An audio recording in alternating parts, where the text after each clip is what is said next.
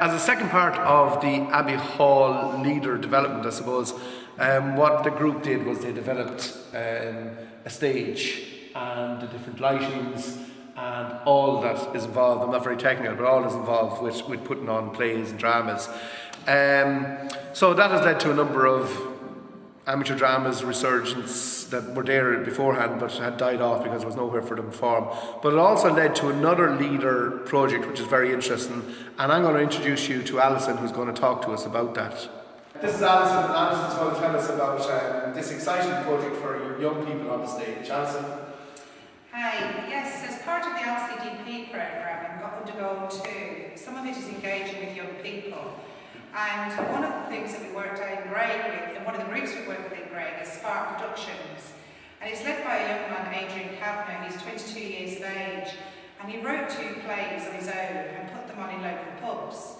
And I've been doing some one-to-one support work with him. And there was the opportunity there to develop Spark Theatre Group into Spark Youth Theatre Group so we could engage more young people.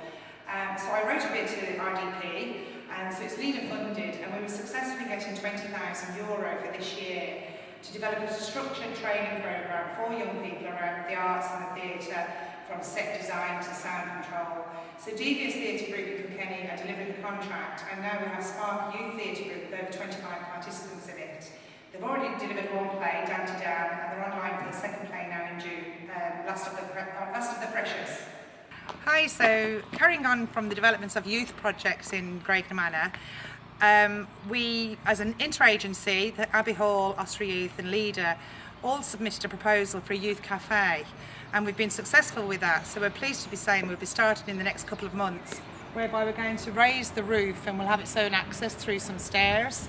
And the youth cafe will actually accommodate young people's youth clubs, but also the Youth Spark Production Theatre Group as well, and any other agency or group that want to use that.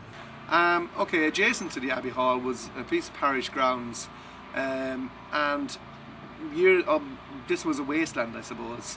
And just introduce Alison, and she'll tell you about the developments and the opportunity we saw in that.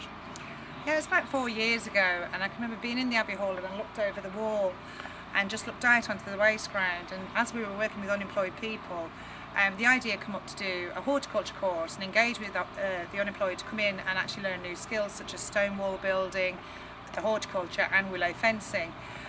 From there, in the space of 4 years, it's developed quite rapidly. We got RDP funding to do some of the training, but the sustainability of the project was to engage with the community.